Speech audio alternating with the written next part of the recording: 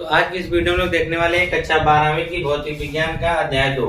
तो अध्याय दूसरे का आज की जो हमारी टॉपिक है वह है बिंदु आवेश के कारण किसी बिंदु पर वैद्युत विभव। क्या है टॉपिक कि बिंदु आवेश के कारण किसी बिंदु पर हमको वैद्युत विभव ज्ञात करना है। ठीक है, तो सबसे पहले हम यह जानेंगे कि वैद्युत विभव होता क्या है। वैद्युत विभव आप यह जानते होंगे कि मान लीजिए कोई हमारे पास आवेश है, इस आवेश का अपने चारों तरफ एक अपना क्षेत्र होगा। ठीक, इस क्षेत्र को हम लोग क्या कहते हैं, वैद्युत क्षेत्र कहते हैं। और इसी क्षेत्र में मान लीजिए कोई बिंदु क्या है, ए है। ठीक है, यह हमारा कोई प्लस क्यू आवेश है। इस आवेश के चारों तरफ अपना इसका एक क्या होगा, वैद्युत क्षेत्र होगा। इसी वैद्युत क्षेत्र में हमारे पास एक बिंदु है जिसको बिंदु का नाम क्या दिया गया, ए। हमको इसी बिंदु पर कहीं बाहर से, ठीक है, कोई परीक्षण आवेश Q0 है। इसी परीक्षण आवेश Q0 को उठाकर इस वैद्युत क्षेत्र में जो है यह बिंदु A है, इसी पर हमको लाना है। क्या कहेंगे कि किसी वैद्युत क्षेत्र में किसी बिंदु पर कहीं से परीक्षण आवेश को या अनंत से परीक्षण आवेश को इस बिंदु तक लाने में किया गया जो कार्य होता है वही हमारा वैद्युत विभव कहलाता है। वैद्युत विभव V बराबर हमारे पास फार्मूला प्राप्त होता है W/Q0। ठीक है, या कहीं इसे Q0 भी पढ़ा जाता है। तो विभव V बराबर क्या हमको मिलता है, W/Q0 मिलता है। ठीक है, तो इसी पर हमको ज्ञात करना है वैद्युत विभव। तो वैद्युत विभव के लिए हमको क्या क्या चाहिए, हमको चाहिए कार्य क्या और आवेश, परीक्षण आवेश। ठीक है, तो उसके लिए देखिए क्या करेंगे, इसको ध्यानपूर्वक समझिएगा। ठीक है, तो जो जो चीजें हमने आपके सामने लिखा हुआ है इसका आप अच्छे से नोट्स बना सकते हैं। इसलिए हमने इस सारी चीजों को पहले लिख दिया है ताकि वीडियो में ये सब लिखने में आपका समय वेस्ट ना हो। ठीक है, आप वीडियो को रोक कर या इसकी शॉर्ट स्क्रीन इसकी लेकर आप इसकी नोट्स तैयार कर सकते हैं। तो आइए देखिए, हमारा क्वेश्चन है यही है कि हमारे पास कोई आवेश है Q0, ठीक है, सॉरी Q है, इसके द्वारा, ठीक है, इसी के क्षेत्र में कोई बिंदु है A। अब इस पर कितना वैद्युत विभव उत्पन्न होगा हमको ये ज्ञात करना है। ठीक है, तो ये क्या है कि बिंदु आवेश के कारण किसी बिंदु पर वैद्युत विभव को ज्ञात करना है। तो इस चित्र के बारे में ये जो 3 लाइन लिखा गया, इसी चित्र के बारे में लिखा गया है। क्या लिखा गया है कि माना कि बिंदु O पर प्लस Q कूलाम का एक आवेश किसी ऐसे माध्यम में स्थित है जिसका परावैद्युतांक कैपिटल K है। यह जो हमारा प्लस Q आवेश कहाँ पर स्थित है, बिंदु O पर स्थित है। बिंदु O पर प्लस Q आवेश है और ये जो पूरा माध्यम है उस माध्यम का परावैद्युतांक हमने K ले रखा है। ठीक है, फिर कह रहा है कि आवेश प्लस Q के द्वारा उत्पन्न वैद्युत क्षेत्र में बिंदु O से R मीटर की दूरी पर एक बिंदु A है। यह जो हमारा आवेश Q है इसके द्वारा एक क्षेत्र उत्पन्न होगा और इसी क्षेत्र में बिंदु क्या है, A है। और इस क्षेत्र की जो A बिंदु है O से इसकी जो दूरी वह कितनी है, R मीटर है। ठीक है, कहा है बिंदु O से R मीटर की दूरी पर एक बिंदु क्या है, A है, जिस पर वैद्युत विभव ज्ञात करनी है। इसी बिंदु A पर हमको क्या ज्ञात करनी है, वैद्युत विभव ज्ञात करना है। उसके लिए कहा गया कि बिंदु O से x मीटर की दूरी पर एक बिंदु A के सीध में, यहाँ पे गलत हो गया है, सही कि सीध में, ठीक है, एक बिंदु B है जिस पर परीक्षण आवेश Q0 क्या है, स्थिर है। इसकी बात कर रहा है, यह परीक्षण आवेश Q0 है।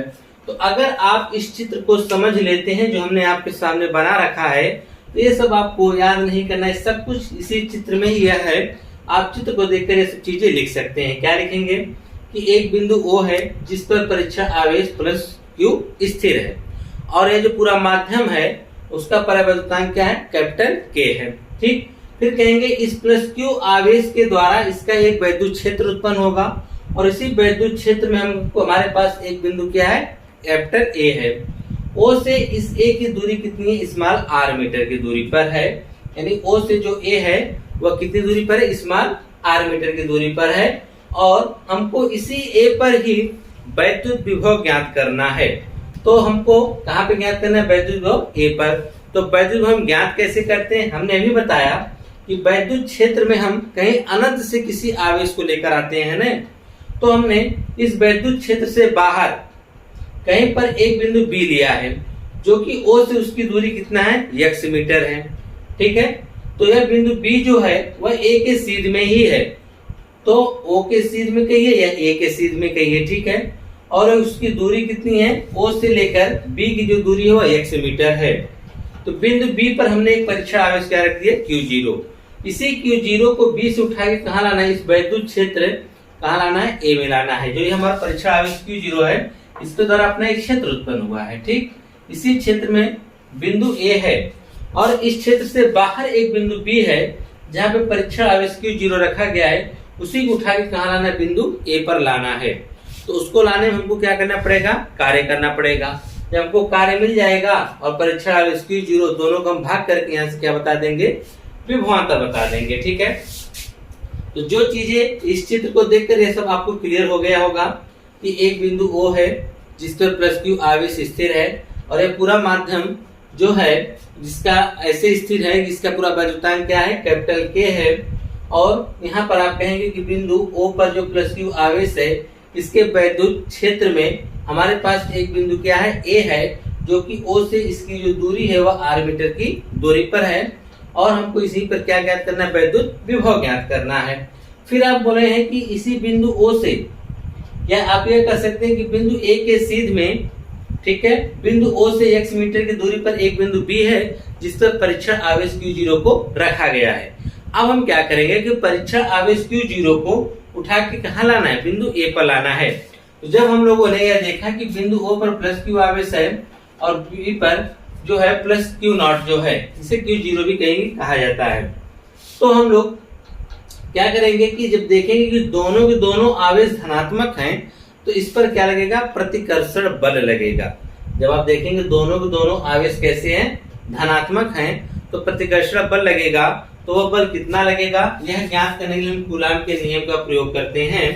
तो आवेश प्लस Q के द्वारा परीक्षण आवेश Q0 पर लगने वाला जो बल होगा वह कितना होगा, होता है 1/4πε0 गुणे, ठीक, पहला आवेश और दूसरा, पहला आवेश क्या है, प्लस Q, दूसरा आवेश है Q0, तो Q1 और Q2 होता है ना, तो पहला Q1 दूसरा Q0 है, बटे R स्क्वायर। R स्क्वायर होता है दोनों आवेशों के बीच की दूरी। तो दोनों आवेशों के बीच की कितनी दूरी है, दोनों आवेशों के बीच की दूरी हमने कितना ले रखा है, x मीटर। यहाँ पे क्या हो जाएगा, x का स्क्वायर। इसका मतलब यह हुआ, यह जो प्लस Q आवेश है, इस Q0 वाले आवेश पर इस तरफ बल लगा रहा है, प्रतिकर्षित कर रहा है इसको। देखिए बल की दिशा इस तरफ दिखाई गई है, इसको इस तरफ क्या कर रहा है, प्रतिकर्षित कर रहा है, बल उस दिशा में लग रहा है। ठीक है, कितना बल लग रहा है, 1/4πε0 इंटू K गुणे Q0 बटा x स्क्वायर, इतना बल लग रहा है। जब हमको बल मिल गया, हमको कार्य ज्ञात करना है, ध्यान दीजिएगा, हमको क्या ज्ञात करना है, कार्य। कार्य बराबर क्या होता है, बल गुणे विस्थापन। अब देखिए हमने तो बल निकाल लिया है कि यह हमारा इस पर कितना बल लगा रहा है। अब हमको कार्य निकालना, तो हमको चाहिए विस्थापन। तो हम क्या करेंगे, यहाँ पर जो परीक्षण आवेश Q0 है, इस परीक्षण आवेश को Q0 को हम इस बल के विपरीत दिशा में, बल तो इस तरफ लग रहा है, और हम इसको लाएंगे B से C पर, जो बहुत ही सूक्ष्म दूरी चलेंगे। यानी हम कह सकते हैं B से जो हमारा Q0 है, इसको उठा के कहाँ लाना है, C पर। तो B से जब C तक आएंगे तो जो दूरी हमारी है बहुत ही सूक्ष्म दूरी है, जिसे हमने dx से व्यक्त कर रखा है। किससे व्यक्त कर रखा है, dx से व्यक्त कर रखा है। जो अति सूक्ष्म दूरी होती है उसे हम लोग व्यक्त करते हैं dx से। ठीक है, ये हमारे पास दूरी है, और इस Q0 को उठा के कहाँ ला रहे हैं, C पर। जब हम इसके ला रहे हैं, ये देखेंगे कि ये जो हमारा विस्थापन हो रहा है, बल तो इस दिशा में लग रहा है, विस्थापन इस दिशा में हो रहा है। तो हम लोग जब देखेंगे विस्थापन जो बल के विपरीत दिशा में होता है, तो वहां पर विस्थापन को हम लोग ऋणात्मक ले लेते हैं। क्या ले लेते हैं, ऋणात्मक। तो वही कहा गया कि माना बिंदु B से परीक्षण आवेश Q0 को सूक्ष्म दूरी dx बिंदु C तक बल F के विरुद्ध लाने में जो किया गया कार्य होगा, कितना होगा, कार्य बराबर बल गुणे विस्थापन। तो बल कितना लगा, 1/4πε0 इंटू K गुणे Q0 बटा x स्क्वायर। यहाँ तक तो बल हो गया, गुणे विस्थापन। विस्थापन कितना हो रहा है, मात्र हम पहले थोड़ा सा विस्थापन कर रहे हैं, तो कितना विस्थापन हो रहा है, dx। तो हमने dx रखा लिखा, और माइनस क्यों लगाया, क्योंकि विस्थापन जो बल के ठीक विपरीत दिशा में हो रहा है, बल उस दिशा में लग रहा है। क्योंकि यह जो बल है प्लस Q आवेश और Q0 पे जो बल लगा रहा है उस दिशा में लगा रहा है, और हम उस क्यू नॉट को परीक्षण आवेश को इस बल के ठीक विपरीत दिशा में लेके आ रहे हैं, तो जिससे क्या हो जाएगा, माइनस हो जाएगा। तो यह माइनस यहाँ सामने आएगा तो हो गया 1/4πε0 इंटू के गुणे क्यू नॉट बटा x square into D x. यहाँ तक तो आपको क्लियर ही हो गया होगा। ठीक है, अब आगे देखते हैं। हमको तो कार्य मिल गया, यानी बी से सी तक लाने में हमको जो कार्य प्राप्त हुआ, कितना प्राप्त हुआ, यह माइनस चिन्ह यह बताता है कि बल के विपरीत दिशा में कार्य किया गया है। ठीक है, तो 1/4πε0 इंटू के गुणे क्यू नॉट बटा x square into D x हो गया। अब हम क्या करेंगे कि अब हमको कार्य तो पता चल गया, अब हम इसको क्यू नॉट को कहां से उठा के लाएंगे, बिंदु ए पर। तो जब हम परीक्षण आवेश क्यू नॉट को अनंत से, कहां से, अनंत, क्योंकि परीक्षण आवेश में वैद्युत क्षेत्र से बाहर ही है तो उसको हम अनंत ही मान सकते हैं। ठीक है, अनंत से क्या करते हैं, अनंत से बिंदु ए तक लाने में जो किया गया कार्य होगा, तो टोटल कार्य मतलब इस क्यू नॉट को यहां से उठा के बिंदु ए तक लाने में जो किया गया कार्य होगा उसको हम कितना माने, W। ठीक है, अब हमारे पास यह जो है कार्य हमको यहाँ पे जो प्राप्त हुआ है वह कार्य कितना था, -1/4πε0 इंटू के गुणे क्यू नॉट बटा x square into D x था जो ने। तो यह हमारे पास बहुत ही सूक्ष्म कार्य था। ऐसे ऐसे सूक्ष्म कार्य धीरे धीरे हम इसको बिंदु को लेकर आएंगे तो ऐसे से ढेर सारे हमको सूक्ष्म कार्य मिलेंगे, और ढेर सारे सूक्ष्म कार्यों को जोड़ने के लिए हम क्या कर देते हैं, समाकलन कर देते हैं।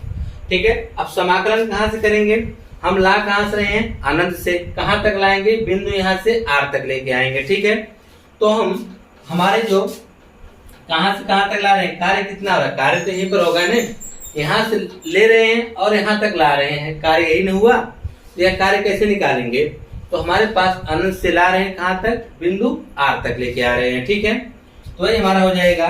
तो हम इसका समाकलन करेंगे। इसका हम देखिए हमारे पास छोटा सा पार्ट है ना, छोटे छोटे हमको कार्य प्राप्त होंगे। इन कार्यों को जोड़ने के लिए हम क्या करेंगे, समाकलन, कहां से कहां तक, अनंत से आर तक, यानी ये हमारे पास निम्न लिमिट होती है, इसको अपर उच्च लिमिट बोला जाता है, या इसे हम लोअर लिमिट और इसे अपर लिमिट के नाम से जाना जाता है। इसका हम समाकलन कर देंगे। ठीक है, जब हम समाकलन करेंगे तो जो समाकलन का देखिए dx लगा हुआ, dx यानी x का समाकलन हो रहा है, जिसके साथ x रहेगा वो तो अंदर रहेगा, बाकी सारी चीजें क्या हो जाएंगी, इससे बाहर हो जाएंगी। ठीक है, तो हमको W बराबर देखिए यहाँ पे 1/4πε0 के इसका मान निश्चित होता है। ठीक, यह सब बाहर हो जाएंगी, क्यू नॉट भी क्या होगा, बाहर हो जाएगा, जिसके साथ dx लगाएंगे, x लगा है, सिर्फ उसी का समाकलन होगा, देखिए अंदर रह गया। ठीक, यहाँ तक तो आपको क्लियर आ गया होगा। अब उसके बाद देखिए यहाँ से समाकलन का एक सूत्र लगता है, वह सूत्र क्या होता है हम आपको समझा दे रहे हैं, क्योंकि जब आप सूत्र नहीं समझ पाएंगे तब तक आप यहाँ से यह लाइन नहीं समझ पाएंगे कि यह कैसे हुआ।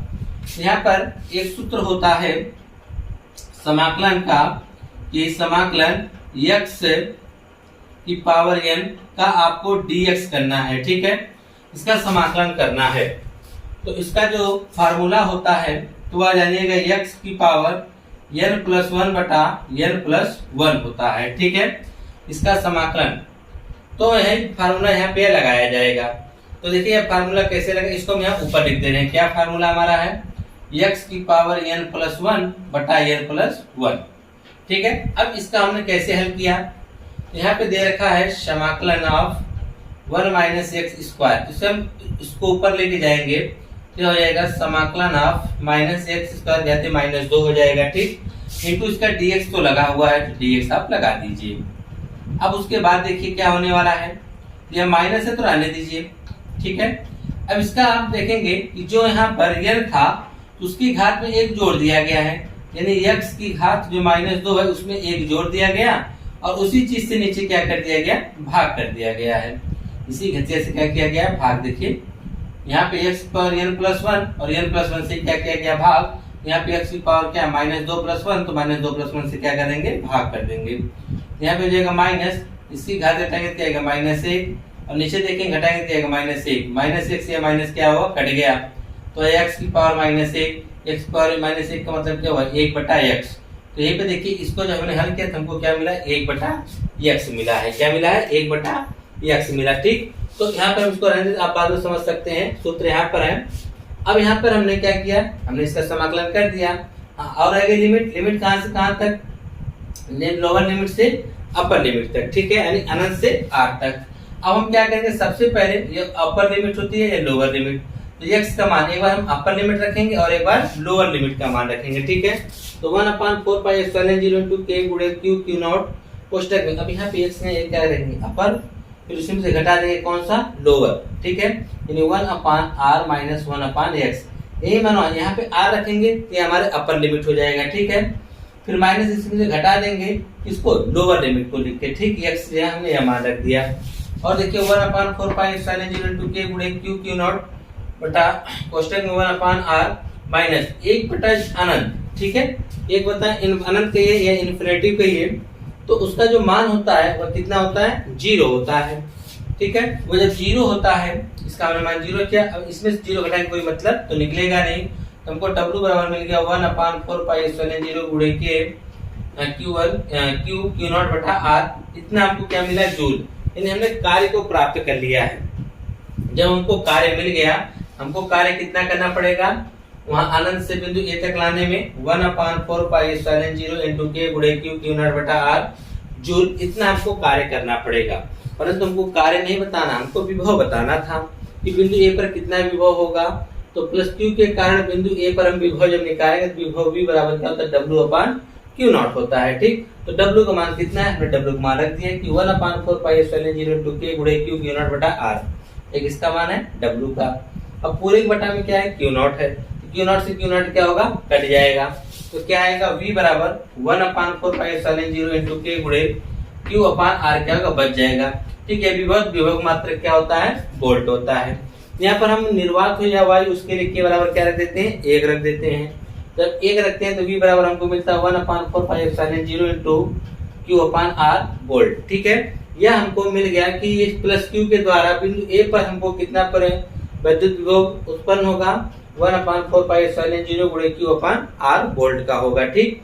अगर मान लीजिए आपसे उसने कह दिया कि माइनस q के द्वारा बिंदु a पर विभव ज्ञात कर लिए, तो इतना सब कुछ तो करेंगे, यहाँ पे क्या लग जाएगा, माइनस लग जाएगा।